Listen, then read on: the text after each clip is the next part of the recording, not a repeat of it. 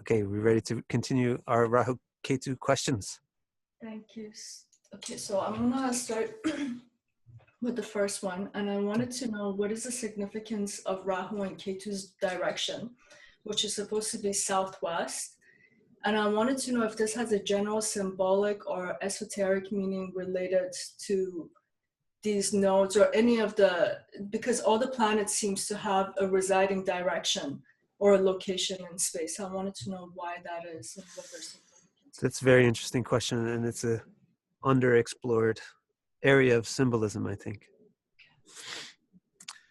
Not only the planets, but there's a concept of Digpala.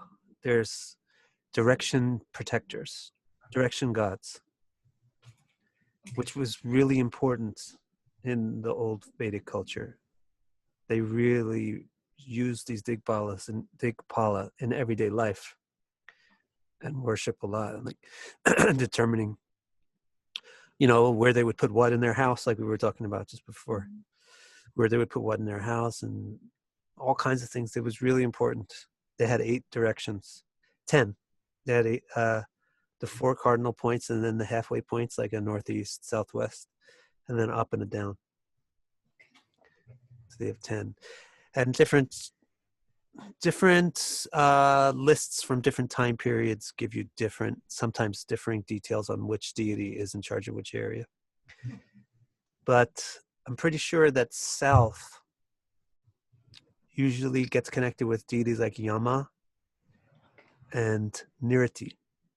Niriti is the goddess from Mula. She's a Rudrani. She's a destructress. She's a destroying goddess. And Yama is a death, associated with death. So south is usually not such a nice direction. Because it's downward, it's into the ground. So like, it's not things rising up. North is things rising up. South is things going down into the ground. I would make that sense out of it. So I would say, to really answer this question, I can't really answer the question like right now, but what I would say is the path to get the answer to this question would be first investigate what deities are associated with that direction. It may be Niriti. I'm somewhat confident that it's Niriti, but I'm not certain that she's not southeast. I'm pretty sure she's southwest. And if it is, then bam, you got a real hit there, and then you can answer your question, because Niriti is exactly like Rahu, where she upsets everything, turns everything upside down, breaks everything down to make, to get some deeper thing out of it. And also Rahu's character, described by Mantreshwar in the Paladipika, is to be female. He describes that Rahu is one of the 3 female planets. But the unusual one, like the classic male and female, are Venus and Mars. Simple. And then the classic older male and female are the moon and the sun. But then you have these 2 planets, Jupiter and Rahu, according to Mantreshwar, that are male and female, Jupiter being male and Rahu being female, but not typical. So an atypical male is Jupiter. He's not all gung-ho about going out and conquering things and everything. He wants knowledge. That's kind of atypical. But still male, because he's actively pursuing, I don't know why, actively pursuing or teaching, has an interest in teaching and guiding. And then Rahu is the unconventional female, which is very outgoing, assertive, powerful. It's unconventional because the typical stereotypical female is passive, receptive. So Rahu represents an unconventional female, and so does all those destructive goddesses, Rudrani, the whole category, the Nirti goddesses. They're the destructive feminine force. So that would be a big match as to why Rahu has that direction. Some people would say, well, that's also why you don't want to go to Sedona, right? Or live in San Diego or something, because that's the Southwest. Oh, okay. But I think that's also kind of silly. Right. I don't know if it's silly or not, but I don't know if it's okay to say Southwest relative to any point. I mean, Southwest relative to New York is Southeast relative to Portland. Mm-hmm. So which place is really southwest? Is Iowa southwest, or is it southeast, or is it Midwest relative to what? So it's confusing when you talk about directions and then you try to map it to actual geographic locations. And I wanted to also, just because you said that, something came to mind. So for example, the deity of Barney is Yama, right? So Right. do the nakshatras have these residing directional spaces also, or is this relative term again? Some of them have devas who are digpalas. Okay. Some of them have directional devas. Even the Indra is a digpala. I forget which direction, maybe east. So some of them would have some directional correspondence. Okay. And But I don't know if it's really like literally the direction so much as it is the symbolism of the direction. You know, or both. Okay. I'll look into that more. I also, as an extension of this question as well, I wanted to know about the directional motion of Rahu and Ketu, since they move counterclockwise, or the counter motion of the physical planets. Yeah. Is there, in terms of their symbolism, is there a significance in looking at? Yeah. That's what I initially thought you were going to ask about when you said direction. Yeah, just one last thing on that previous question, just to end, finish it up was, so that is definitely, that's an underexplored area, I feel, for myself included. I'd like to understand that area more. I just wanted to tack that on as a PS. So now this about the direction of the planets, retrogression or direct movement. Yes. Rahu Ketu, they always have retrogressive movement, almost always.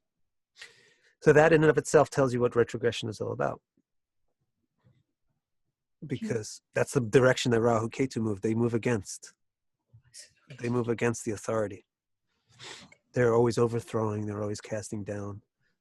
They're always changing. They're always breaking something and changing it to something new. So retrogression has a Rahu character to it, that it's going to become against the grain, against the flow, counter. It will be the same thing. Like, let's take a planet like Jupiter. I don't know if we discussed this already, but take a planet like Jupiter. It represents, one of the things Jupiter represents is wisdom and guidance. So if it's going retrogressive, it's going backwards, it still represents wisdom and guidance. It doesn't represent ignorance and no guidance. It represents wisdom and guidance, but it's in a retrogressive motion, so it's not going to be coming through conventional sources, or it's not going to be a conventional, it's not representing conventional guidance, conventional wisdom. It's representing unconventional, maybe probably countercultural, non-mainstream. That's like retrogression is countercultural, counter-establishment, because that's what Rahu and Ketu do. Now, if you use the old way of calculating nodes, which was just to take the average point between the two eclipses, use average the distance between the two eclipses and spread it out through the days, then they always go backwards. But since that time, that was the initial way where they figured out how to predict eclipses. You take an average between two, and then you can see how long it's taking, and then you can predict the next one. So that was the first way they calculated the position of Rahu Ketu. But since then, they have some method, I'm not aware of how they do it, where they actually know exactly where that point is. Like literally, where is the intersection of the moon's path with the sun's path? That's what Rahu Ketu are. They're the intersection where the path of the moon intersects the path of the sun. So it's possible to have an eclipse at this point. If they both get there at the same time, they'll eclipse each other because they're intersecting. They're not north at different latitudes. So it's possible now to figure out exactly where that point is. And it doesn't move in an average motion. It has a little bit of a change of speed. I'm not sure of the astronomy why. Maybe it's because the moon's orbit is not perfectly circular, neither is the Earth's. So at some points, the nodes themselves are slowing down a bit. Sometimes they get stationary, and sometimes they'll actually change their normal motion, which means for them, they move forward. So that means there's another thing you want to look at when you want to see how strong the nodes are in the person's chart. If they're stationary nodes, wow, they're more impactful than nodes that are moving quickly. If they're direct nodes, then you probably want to consider the possibility of giving a different than usual interpretation to Rahu and Ketu, which is not really going against and breaking down. One of the cases that comes to mind is either Paul McCartney or John Lennon. So the Beatles, they all have interesting nodes. And it's either John Lennon or Paul McCartney. They have direct nodes. The nodes are moving direct. But they are countercultural. They were countercultural, right? But Rahu Ketu did phenomenal effects for them, made them phenomenally famous. So you may say that the direct node is more giving than usual. Okay. You may. It's another underexplored area. What does a direct node mean? You know, in the last video, we said that, well, you said that both nodes you emphasize that they're both eccentric. So would they lose a bit of their eccentricity if they're stationary here or going direct, or no? I don't think so. It's like Jupiter doesn't change its nature when it goes backwards. It just does things. It just comes through different. It's more of a countercultural flavor or against the grain flavor. It's still a philosophical planet, but now the philosophies are more against the normal philosophies. So Rahu's still changing things, but now the change isn't so countercultural. I guess in order to become really famous, you can't be too countercultural, right? You have to have some pop appeal. Yes. So when the nodes turn around, they can really give more fame. Because it's not going to be, when the nodes are going backwards, frankly, they can still give tons of fame. Mm-hmm. Just because their nature is to amplify. But there could be some throttle on that, holding it back, because their nature is also to be counter against the establishment. So how much fame can you get when you're against the establishment? It's not as easy. So when they go direct, maybe we can say it's easier for them to operate with the establishment. You won't get any help on that issue from any classical astrologer, because they didn't even have that calculation for the longest time. Okay. Right, like I said, the first way of calculating the nodes was just by average motion. Mm-hmm. So it's not until fairly recent times that they even have a concept that the nodes will slow down and go forward. Okay. So, and from your own research, you do see the significance of it? You don't see it that often.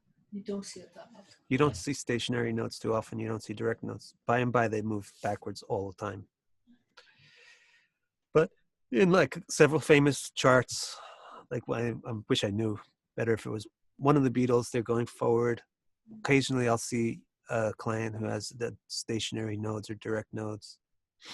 That makes those nodes more profound.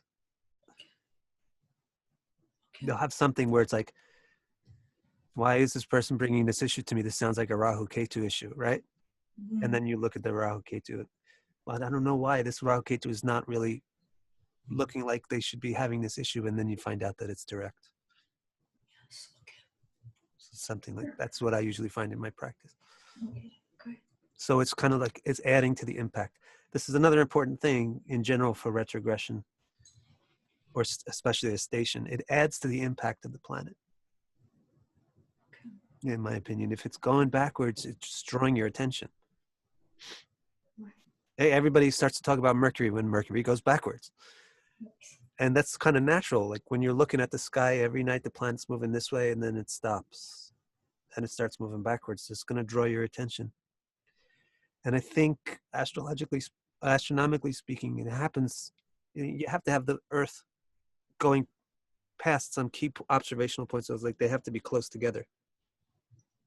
Let's say this is a Mars and this is the Earth. Retrogression is not going to happen until the Earth gets right, because it's going the right direction and it'll start to look like it's going backwards. So it's that point right there. So it's like the planets tend to be brighter and things, right, as they change the direction.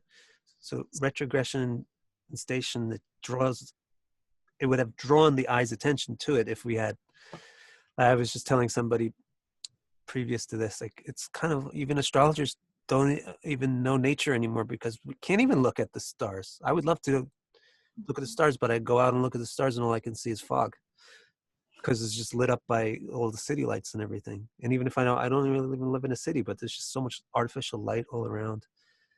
And then we live in very humanized areas. We don't see animals and stuff much.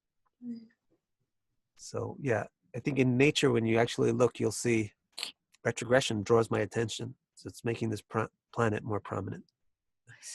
We'll apply the same principle to the nodes. Okay. Thank you. Should I go to the next one? Sure. I wanted to know if Rahu and Ketu have gunas associated to them, and if they do, what are they? The tree gunas, like Rajas, Tamas, Sattva. Well, they must not be sattvic. Must not. I don't know. They're very, very angry planets, right? They're, symbolically speaking, Rahu and Ketu are angry because they got the short end of the stick. They got cheated. You know, in their story is they got cheated. They're supposed to get the nectar of immortality, and it got taken away from them, and instead they got their head cut off by trying to get some. So they're not, it's hard to say that they're sattvic. They have definitely a flavor to them of being tamasic. Because that's what anger is. Anger is tamas. It just covers us up. It prevents us from seeing anything. Anger, when you're angry, you can't really perceive anything anymore. You're just driven by anger. You're not being perceptive anymore. Once you're angry, you're not taking in new information. So nodes have a heavy tamas element to them. However, within that tamasic zone, Rahu is more rajasic because it's really outward and ambitious and bold and going big. And Ketu is more sattvic. Really? Okay. Because it's drilling in and looking in and pulling down and trying to stay in one thing. Nice. But no, I'm not saying like sattvic is their first quality. Within the Rashi of tamas, then the amsha is sattva for Ketu. You know, within the zone of tamas, then the little subzone is the sattva subzone. So you can have sattvic effects from Ketu, which means a person will be more interested in understanding things very clearly. They would really want to, you could even get autism from this because you can get so fixated on one detail that the rest of the things would become blurred out, which is basically what happens for autism. But you know, Ketu is for really understanding something in depth and detail, and that requires sattva. I see. Okay. Got it. Thank you. So the next question, I've heard this phrase that a planet could function through its lower or higher principle. I wanted to know what is generally meant by that and what would be the lower and the higher principle of Rahu and Ketu. I think what they're saying, the way I would say it is any planet can do good or bad. Okay. I guess it's just more new agey way of saying good and bad. People don't like to say good and bad anymore amongst the circle of, you know. Beyond good and evil. Yeah, it's beyond bad. So I think it's just a fancy way of saying every planet can be good or bad. The lower, what do they call it? Lower aspect? Principle or higher principle? The lower principle of a planet like Saturn would be pessimism, depression. The higher principle would be like tenacity, patience, endurance. That just means when Saturn functions good, then it's symbolizing tenacity and patience. And when Saturn is functioning poorly, then it symbolizes depression and pessimism. And then you just determine that mainly by your dignity, whether the planet's going to function in the higher or the lower, the better or the worse way. So what is the better and the worse side of Rahu and Ketu? They're all about change. So it's just that every symbol has two sides of a coin. Like one of my questions that I ask in the planets class, the level 101 class, like the first class about the sun, I ask, does the sun represent egomaniac or a very, very self-confident person? Which one is it? The sun represents ego. So what does that mean? Does it mean egomaniac or self-confidence? When the right answer is something to the effect of, yes, it represents both. And it depends upon the condition that the sun is in. Sun represents ego. So if it's distressed, then it's going to represent some kind of distressed ego, some bad ego. If it's elevated and blessed, then it's going to indicate some kind of blessed and elevated ego. So that's how you get a higher and lower principle from any symbol. You get a symbol and then it can function well or it can function poorly, the same symbol. So Rahu Ketu's basic symbol is change. They change things. If that functions well, then the person is really good at changing things. They're really good at flowing with changes. They're very adaptable. They make changes happen. They can change the things they want to change. That's why you get people who become famous because they're remembered because they made changes. Rahu Ketu are almost always significant in famous people's charts because famous people tend to do things different. That's why they're famous. That's why they stood out. Yeah, the other thing about Rahu Ketu is that they're different. They're not, they go the opposite direction, like you brought out before. So if that functions well, it means, hey, you're different than everybody else. That's cool. But if that goes bad, it's like, you're different than everybody else. Why? Like, why are you, can't you see this is the normal way to be? Why are you so abnormal? So that same principle of being different can either be a good thing or a bad thing. So if Rahu Ketu, they signify being different. Well, if they're in a lousy situation, then it means that you just can't be like other people, and that's why you can't get along with others and you don't fit into any group. Because Rahu and Ketu are functioning poorly. They're functioning great. It's like you're the leader, you're the changer, you're the game changer, you're making everything happen. You're pulling people with you. So flexibility, adaptability, leadership, leading the changes, that's what comes out from the nodes when they're very, very good. And when they're very poor, nobody listens to you, nobody follows you, everybody thinks you're weird, and you just can't adapt to the norm. You're so abnormal that you won't adapt to any normal behavior.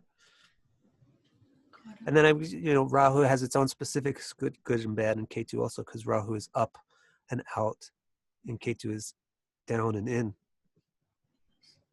So if Rahu is really good, it's not so often that you would get one be good and one be bad. Mm-hmm. Usually the same conditions will affect them both because they're 180 degrees apart. But let's say somehow Rahu's, maybe by a conjunction, but even if you have a conjunction, it's usually an aspect to the other one. But if there's some reason why it's only Rahu that's really doing well, then the person is really good at building new things, going out, expressing. Okay. And if it's really Ketu, or if Rahu is really bad, then they're just so extroverted. Okay. They're just too extroverted. You could say maybe if Rahu is the more prominent one, that happens. Rahu will be prominent, Ketu won't. Ketu will be prominent, Rahu won't. So if the nodes are bad and Rahu is the prominent one, then you'll get a person that's just, God, they just don't shut up. They just won't, they can't just be calm and let somebody else take control of the conversation for a while. They're always extroverting. They're always dominating. They're always outward. But if Rahu's functioning great, then it's a person who leads people when people want to be led and who's got that ability to just put it all out, express everything that they want to express, and show the way forward. If Ketu is prominent, then these people are so insightful, they're intuitive, they're deep. But if Ketu is prominent and the nodes are bad, then the person is so withdrawn, shy. So just to repeat to see if I understand this. So if Rahu, let's say, is functioning from as positive spectrum, this does not mean that Rahu's not going to do Rahu things. It's just that the person's well equipped to deal with those Rahu things, right? Right. It's not going to make Rahu do less of its Rahu thing. Right. You never make Rahu Venus, and you never make Venus Rahu. Okay. But you can make Venus do good things, or you can make Rahu do good things, or you can make Venus do bad things, and you can make Rahu do bad things. And what kind of bad thing would Venus do? It would have something to do with love and beauty and relationships and sensitivity, because that's Venus's core symbol. That's why it's so good to do a course like the planets, the level 1 intensive that I'm doing right now, or the 101 planets thing that I always offer, because to know the planets and to be able to sort out what is really their symbolism, what's really the core symbolism, it's so essential, because you got to know, Venus's core symbolism is unification. You know, it's the feminine principle. It's bringing things together. It's partnering things. It's cooperating. It's love. Okay, there you go. That's all you need to know. And now you can put it in a good context and see what that does. You can put it in a bad context and see what it does. You can put it in a business context and see what it does. You can put it in a relationship context. You know what I mean? Venus in a business context is the one who can make deals, bring partners together, form partnerships between companies. But if you just try to learn all the things piecemeal about what Venus represents, you'll just get baffled. This person says this. This person said that Venus is good in business. That makes no sense to me, because Mercury is good in business, not Venus. Venus is about love. Right. But if you learn the core things, you can say, I understand. In that context, Venus could be applying its nature to a business thing. Yes. Okay. The next question is related to the symbolism. Two of the common things that I came up with. Sorry, I'm looking at my external notes here, not the one on the computer, so I don't get this wrong. Okay, so Rahu's often been associated, the serpent has its own place, but also elephant and lion. I was able to track down lion, which was its association to the deity Durga, but I couldn't find elephant. And Wow. then I never heard of elephant. has this flag pole and flag on a pole. Yeah. That one I couldn't relate it to. That one I can tell you about. That one, okay, tell me. Yeah. Yes. First of all, lion is not just Durga. Okay. Durga rides a lion. That's another interesting thing, right? You said Rahu is southwest. I'm pretty sure that the Niritis, the Rudranis are southwest. Durga is a Rudrani. So you see they're sharing the same symbol. You're associating Rahu with a lion. There's the Durgas, the Rudranis are associated with lions too. Lions are not cuddly kitty cats, right? So that's like the southwestern direction. They're beautiful, but they're dangerous, just like Durga, just like the female destructive principle. So actually Rahu's mother, Rahu, first of all, is just his name, not his real name. The real name is Sorbanu. And Rahu and Ketu together are called Sorbanu. Sorbanu's mom is Simhika, the lioness. So he's born from a lion. Okay. Or from a deity who likes to take a lioness form. That's why Rahu is connected with lions. Okay. I never heard of an elephant, so I can't say anything about that. Ketu, then you would also connect with lions, because he's got the same mom. Why is Ketu symbolized by a pole with a flag? This is really easy actually to understand. The word Ketu doesn't just refer to the planet Ketu. Okay. You'll come across this word used to describe comets and asteroids, and a kind of falling star is called a Ketu. The shape of a falling star is that it leaves a big trail behind it. Yeah. Another thing is, and you'll also find the word Ketu just referring to like any kind of omen or sign. Oh, the eagle flew across the mountain. That's a Ketu. Or the bird landed on my windowsill. That's a Ketu. Because what the word actually means is the signifier. And actually, if you look in a dictionary, you'll see Ketu means flag. In the English dictionary? If you look in the Sanskrit to English translation. Okay. Yeah, or if you look in a Sanskrit dictionary, you'll see it'll explain that it means flag. But if you look in a Sanskrit to English dictionary, one of the meanings of Ketu is flag. Okay. Because it's a sign. A flag is a sign. You put it in the ground and it says this place is this, right?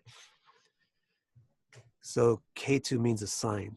And that's why it applies to omens, and that's why it applies to comets and meteors. And that's why it applies to the Ketu. The planet Ketu is very ominous. It's like an omen. It's an ominous planet. It's mysterious. And it's the mantra for Ketu is Pesho Maryada Pesha, say, show us the way. We can't see the way. Show us the way. So it's like putting flags down, saying flags also are like signposts. Is it a flag or is it a signpost? It's the same thing. So Ketu can show the way or hide the way. But Ketu itself means a flag. The shape of a flag is like it's a thing streaming out from behind it. That's what happens when a comet comes in or a meteor comes into the atmosphere. You get a whoosh thing coming out behind it like a Ketu. The shape of that serpent, it's just the serpent, right? Ketu is just the serpent without the head. So it's the shape of a flag also. Ketu means a sign. That's why it means the scary omens. And Ketu, the planet, is a very ominous one of the astrological signs. So that's why they associate it with the flag. Okay. Great. Thank you. You're welcome. So the next question, since Shukra is the guru of Nagas, and so I'm assuming that Venus would have a good relationship with the nodes, right? Or the nodes would have a good relationship. I don't know, where did you hear that Shukra is the guru of Nagas? The hold on, the guru of, what's the other word for demons? I don't want to call Asuras. them Asuras. And the nodes would be considered as the Asuras. Right. So would they have a good relationship with Venus? Or Venus would have a good relationship with them if they're in conjunction, let's say, or aspecting, or not?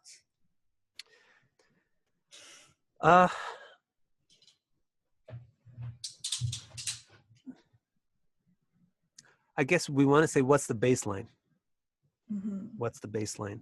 Because everything will be modified by depending on what condition where does this conjunction take place? What sign does it take place in? What house does it take place in? So does that help Venus or not? But what's the baseline of Venus conjoining with Rahu and Ketu? Does she like it or not? I guess you're going to have to say yes. I guess you're going to have to say that it works pretty well. Because like you mentioned, there are Asuras. Shukra is not an Asura, but so the story of Shukra is that actually Shukra helps Bali Maharaj. The story goes like this. After Rahu and Ketu were decapitated and split and thrown to these points, the nodal points, then the devas, all the gods, walked away with all this juice that when they drank it, you can't kill them. So then they start conquering all the demons, and the demons can't fight against the gods anymore, and the gods are like slaying demons left and right. So the person who was the king of the demons, the Indra of the demons at that time, was called Bali. And Bali, he decided that Bali is the grandson of Prahlad. Prahlad is one of the most famous demons. He was a demon who was devoted to Vishnu, and Vishnu protected him all the time. It shows that Vishnu doesn't just protect the gods, protects anybody who asks for it, but it's just that the demons seldom ask for any protection because they're Asura, they're very strong, they think that they have enough strength themselves. So Bali was the grandson of Prahlad Maharaj. He's very special. He said, I should go to the Brahmanas, the philosophers, the teachers, and get help from them. I shouldn't just rely on my own strength. I should get help from the philosophers. So he went to the Brahmanas and he started learning from them and being very respectful and serving them, giving them, taking care of all their needs. He was a very wealthy person. This is the king. He's taking care of all their needs, feeding them, and they became really ingratiated towards him. And here's a real sincere student. He gets everything right. He's got the right attitude. And now Brahmanas also are like Vishnu. They're impartial. They don't care if you come from the Bronx or if you come from Westchester. It depends on your behavior. I don't care where you're from. What are you? Right? That's what an impartial person is like. So similarly, they didn't say, well, this guy is a demon, so we're not going to be nice to him. This guy's being good to us. We should be nice to him. So the head of the Brahmanas was Shukra at that time, right? The head of the Brahmins was Shukra. And so Shukra was the one who said, hey, let's give this guy our full blessings. So they said, okay, so what's your problem? I mean, why did you come to us in the first place? So Bali said, well, my problem is all my people are getting slaughtered by the gods because we can't kill them anymore because they got nectar and they cheated us out of it. And then Shukra said, okay, I will give you a blessing that anyone who dies fighting the gods, I'll bring them back to life. I'll reanimate anybody. I'll bring them back to life. So just like they can't be killed, you guys won't be able to be killed. That's why he becomes known as the Guru of the Asuras. He's actually Bali's guru. And then if you go and you read the story of Trivikrama, what happened next? And Bali, then what happened next? This is really an interesting plot. What happens next is, now they're equal again. The gods and the Asuras are equal again. And Asuras are actually more powerful than gods. That's why they're called Asura. They have tons of power. So they start pushing the gods back again, and pretty soon Bali takes control. And it also, coincidentally, Indra made this big faux pas with his guru, Brihaspati, where he totally ignored him, and then Brihaspati said, okay, to hell with you.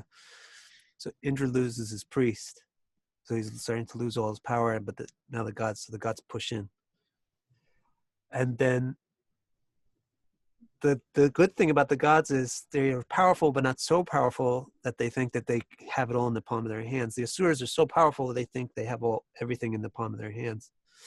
The gods are powerful, but they are very cognizant that they need help.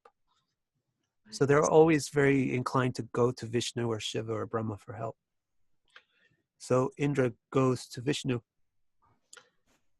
Actually, Indra's mother is the one, Aditi, who prays to Vishnu to help her sons, because they all got exiled by the demons. Bali took over paradise and kicked them all out. And she prays to Vishnu, help my sons. So Vishnu says, okay, I'll become your child, and then I'll help them again. So I'll become a brother of Indra, become Indra's younger brother. So that's when he becomes this dwarf, this little boy, this little person who's a Brahmana. So, Bali loves Brahmanas. So Vishnu became a Brahmana, went to Bali, and Bali was so gracious towards him because that's Bali's character. He's gracious towards Brahmanas. So he said, this is a great opportunity. A new Brahmana has come to me. What can I do for you? Ask me anything. And then Bali says, I just want 3 steps of land. And Vishnu says, I just want 3 steps of land. And Bali says, come on, I can give you so much more. Vishnu says, if you don't if you're not satisfied by 3 steps, then you'll never be satisfied even if you have 3 worlds. So just give me 3 steps. And Bali's like, oh yes, this is really a philosophical Brahmana. I'm going to be so blessed by giving him charity. So yes, take my 3. And Shukra's like, no, don't do it. Don't do it. This is Vishnu. Who is this? We never saw it before. And Bali just tells him to shut up. He says, shut up. You're obviously advising me to do something bad. So this is another instructive lesson. You don't just have to listen to the guru. The guru is not the ultimate authority. The ultimate authority is the Shastra, the Vedas. Shukra was saying something that was against what was in the Vedas. So Bali said, I'm not listening to you. I don't care. You're my guru. You can't speak against the Vedas. The Vedas say you should always give to the Brahmana, to the philosopher, to the teacher. And then Shukra was like, oh God, this situation, he can't see that Vishnu is deceptive, Vishnu is tricky. So he became this like fly or something, and he went inside the water pot. You have to pour water or something to make a contract, to make a vow. You have to put some water over your hand and shake hands or something, whatever it is.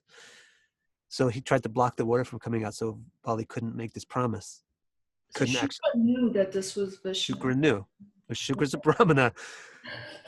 So he knows everything, right? He knows so much. He's like, look, this new Brahmana just shows up right after you finally conquer paradise. And it's so beautiful, and he's not a normal looking person. There's something fishy about this. Just like Vishnu cheated us before, he's here to cheat us again. Or not us, but you, right? Just like Vishnu cheated you before, he's here to cheat you again. So Shukra actually tried to physically stop Bali from making the promise. And Bali took a piece of grass and poked him in the eye. While he was in the form of this fly blocking the pot, poked him in the eye. That's why Shukra got an injury to his eye. So he's a Brahmana with one eye. And then Shukra had to say, all right, go ahead and do it. And then you know the story after that. Then the little dwarf just became gigantic and took over the whole universe again with 3 steps. Yeah. And Bali didn't. See, you could see Bali is really, really a good person. Mm-hmm. He didn't say, oh, this promise is, no, you lied, I cheated. You cheated. No, this promise doesn't count. I'm not giving you the 3 lands. He gave him everything, and he said, actually, take me too. Wow. And then Vishnu took Bali to a special planet, and he said, you will be the next Indra. And while you're waiting for this one to die, I'll be with you the whole time. I'll be your friend. And we'll hang out here. Nobody can bother us in this special world. Yeah.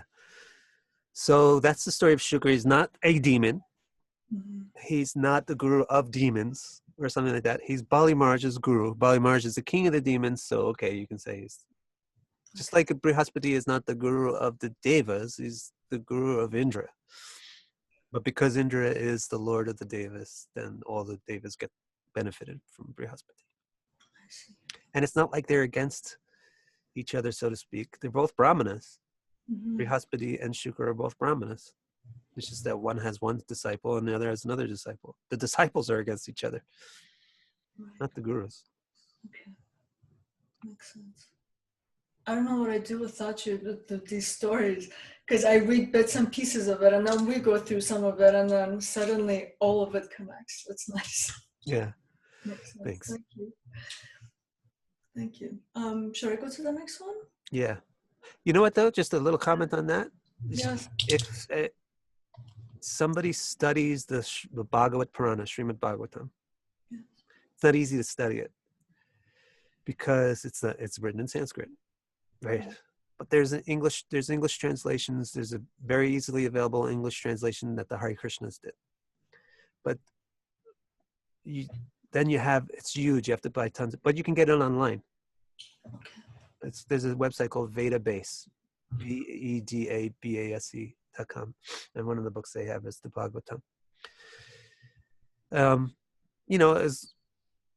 If you study the Bhagavatam, you get all these stories put into perspective, but you have to do it. It's not easy to study. You have to study it deeply and think about it, and study some other stuff too, some other Puranas. Put some of the stories together. Connect some of the dots. Are you going to talk about these in the new course you're doing, or no? What's the new course? The Vedas course? Yes. Or no? These stories? No, not the stories. Okay. But I'll talk about the Bhagavatam and why the Bhagavatam is so important. Okay. And just like Shukra, that there's some sort of a relationship. I've heard that Mercury also has a good relationship with Rahu, but I can't understand why. So they say that whenever Rahu is with Mercury or in Gemini or in Virgo, it tends to like to be there. Yeah. So I'm wondering what the rationale behind that is. And then I just realized that I didn't really finish answering the last question. So then Venus with Rahu, Yes. well, it's not really Shukra with Bali Maharaj, is it? No. It's Shukra with another Asura, so it's not guaranteed that it's going to be great. But what you usually find with Venus and Rahu is somebody that's extroverted about beauty, you know, puts a lot of emphasis on external beauty. If you have Venus with Ketu, you'll find somebody that's very introverted about beauty. They don't do a lot of external manifestation of beauty, but they're very interested in really the essence of it, which is love. Or they, you know, they'll see beauty not in a physical way with Venus and Ketu. Venus and Rahu, because if you're extroverted with beauty, you'll tend to get into you'll attract a lot of mates. So Venus and Rahu also tends to indicate a lot of romantic relationships. But if you're introverted about beauty, there'll be fewer mates. So Venus with Ketu is fewer relationships, but maybe deeper. Okay, and then the next question was Mercury with Rahu and Rahu Ketu. yes, and why it's assumed that Rahu specifically likes to be with Mercury are in Gemini and Virgo. They say Rahu likes to be in Gemini and Virgo, and it makes sense when you see the house number. This was the only way that I made sense out of it. Okay. If you think about Rahu and Ketu, Rahu being out and Ketu being in, and then you consider the various ways that axis can go with the houses, then you'll see, for example, it was 9 and 3 would be Sagittarius and Gemini, Yes. and 12 and 6 would be Pisces and Virgo. Pisces and Virgo. So if you put Ketu in Pisces and Rahu in Virgo, it's great. Yeah. Because that's the nature of Pisces. It wants to go down deep into things, and the Ketu allows it to happen. And Virgo, now Virgo, it might not be obvious with the sign Virgo, but if you think that Virgo is the 6th sign, right? So it's like the 6th house. The 6th house is where you want malefic planets. You want strength. Virgo is really organizational and practical. So you want pragmatic planets there. Soft, mushy planets are not really not going to be welcome in Virgo, but definitely not welcome in the 6th house. But Virgo is good with hard planets too, like Mars and Saturn. Saturn and Virgo, I see it a lot in people that I read for, and they're always really smart. They're just smart, not like in this theoretical Pisces kind of way, but smart and like just really down to earth, practical, can get things done kind of way. Saturn and Virgo, or planets in Virgo in general. So Rahu is very extroverted, out there. But it's the real thing about Rahu in the 6th is that it's power in the 6th house. That's where you want power on your enemies. You want to have power on your enemies. So that's why I'm thinking it may have been ascribed to Virgo, because its affinity is really for the 6th house. Okay. Rahu really is. Accentuate the 6th house stuff like disease and debts, No. enemies. No. Okay. The principle for the houses is you need malefic planets in the 3rd and the 6th. And you don't want benefic planets in the 3rd and the 6th. And the reason is that these are the things you want to have strength, you want to have power in the 3rd house and the 6th house. The 6th house is your enemies. You need to be strong with them. Does it mean enemies are strong? No. If you put a weak planet there, it means enemies are strong. Okay. And you got to do that with your, you have to interpret symbols on the basis of clashes and synergies. When things are synergistic, then it's the good version of the interpretation. And when things are clashes, then it's the bad version of the interpretation. Like the higher function, the lower function. When things are synergistic, it's the higher function. When things clash, it's the lower function. So a strong planet like Rahu, Saturn, Mars, Sun in the 6th house, that's a synergy between power and power. there's a synergy between enemies and enemies, difficulties and difficulties. So the hard planets are representing difficult things, and they're in the house that represents difficult things. That's synergy. That means you have power to overcome your difficult things. You know, there are no difficult things, you just crush them. But if you put a weak planet there, that's a clash between graciousness and enemies, softness and hardness. So now that's how you become weak to enemies. So Rahu is good in the 6th house and in the 3rd. And those 6 and 3 are Gemini and Virgo. Similarly, Ketu is good in the 12th and the 9th. 12 and 9 are Pisces and Sagittarius. So for me, I care less about the signs of Rahu and Ketu for understanding whether they're doing their high or low function. And I care more about the houses. And also I'll like to see Ketu in the 4th, Rahu in the 10th. That's another one of the top tier positions. Because 10th house is good for an extroverted planet like Rahu. So that would correspond to Cancer and Capricorn.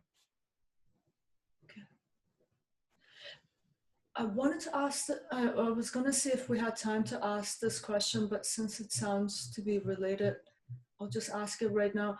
They say that Rahu and Ketu have exaltation and debilitation points.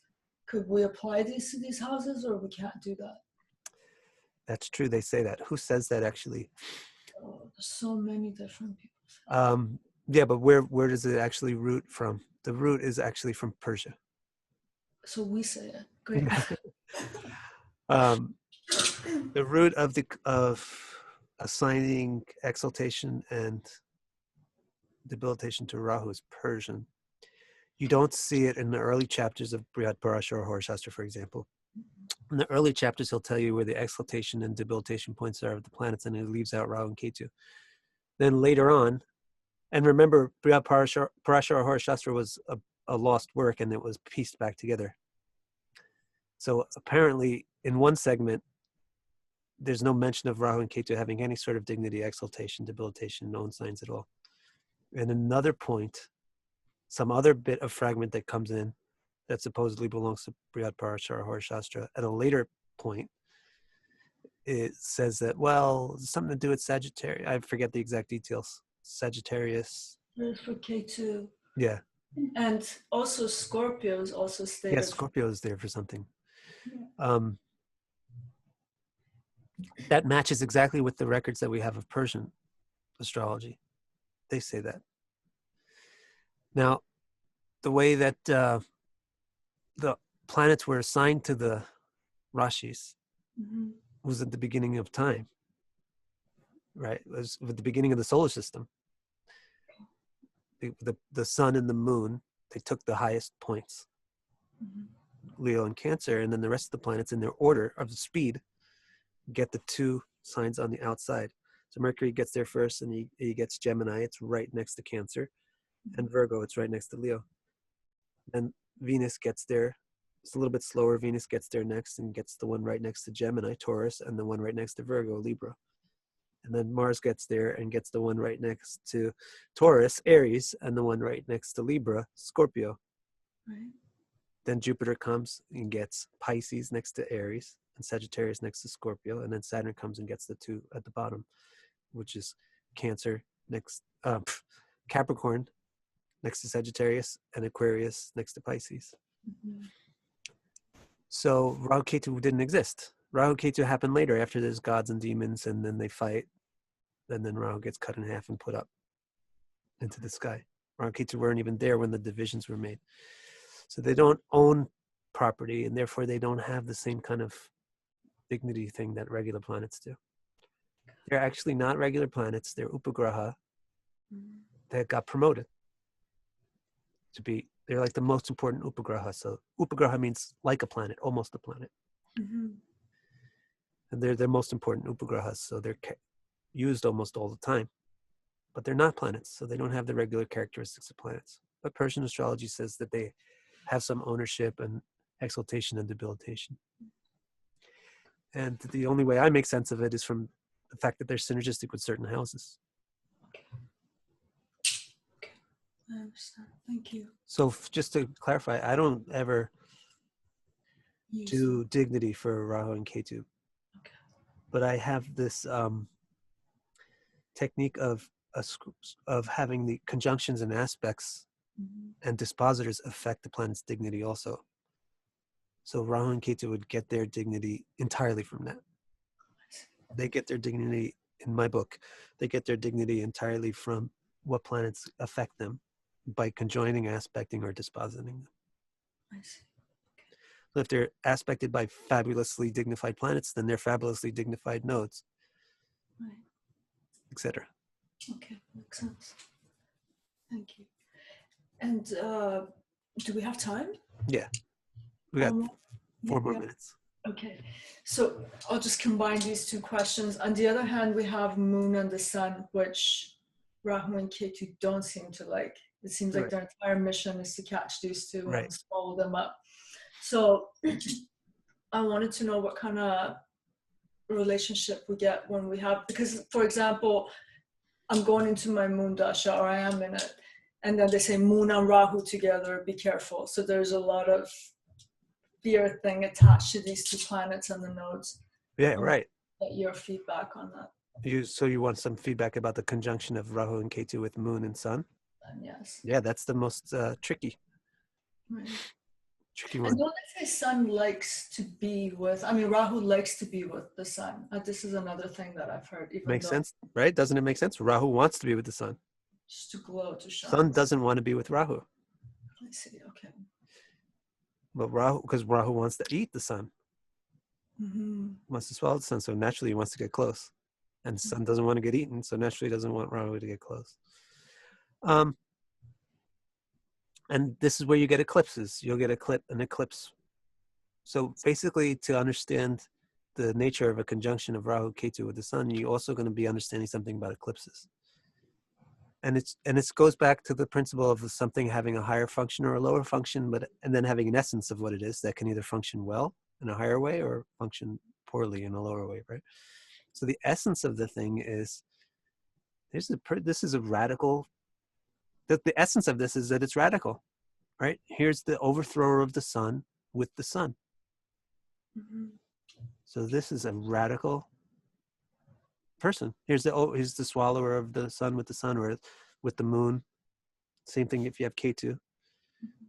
This is going to be a radical person. Now, does that mean I have one person in mind who was born with the Moon conjoined Ketu and the Sun conjoined Rahu? So that's born in an eclipse. Trump. That was not the one that was in my mind. But he's got this situation where both are conjoined the nodes. Radical. He's radical. He's so unusual. And he's super rich, super famous, the president is super powerful. So radical can be a very good thing. You can be totally unusual, and that can be a very good thing. Because he's got tons of Leo and Mars and stuff like that, which goes along with it. But I have another person in my mind who's really a debilitated person. Because their ego and their mental processes are just so radical. They don't have any control over their own self-image and emotions. They can't get they can't grasp it. Their own feelings about themselves. They can't grasp put a rein on their own feelings because of this conjunction of the Moon and Sun to the two nodes.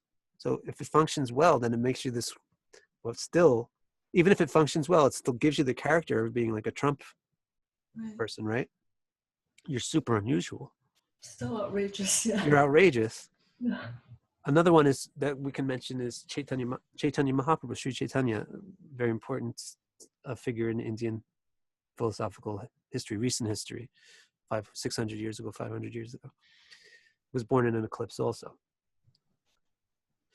So, and he's radical. He's just a radical figure.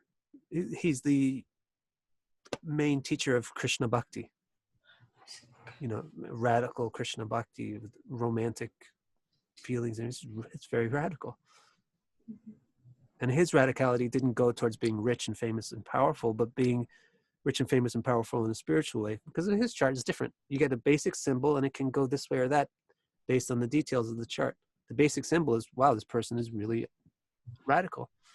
And the same traits will be there. I'm sure Trump has the same kind of issues of self-confidence and stuff underneath, but it's going well for him. And Chaitanya Mahaprabhu too, like, who am I? And all this stuff is probably there. Radical feelings in him, but it's going in that direction. And then this third person that I have in my mind is going nowhere. It's just because they didn't have anything that worked well with it. Yeah. So basically the nature of an eclipse or a conjunction of the sun or moon to Rahu and Ketu is going to be, it's going to be wild. Your sense of self and your emotions are going to be uncontrollable. Uncontrollable sense of self and uncontrollable emotions. Whether that is a good or a bad thing remains to be seen, depending on the fact that all the rest of the factors in your chart, but that's the basic issue that's at play. Okay. We did it again. We did another good session. Yes, thank you so much. I'll get out of the Rahu Ketu for next week. Or what's your next one going to be, probably? I don't know. I'm gonna look back at my notes. I have many questions, and I'll just put the ones that are related. So it's better. I learn better too when they're related. Okay, great. Thank you so much. Thank you so much. See you next week. See you next week. Bye-bye. Bye.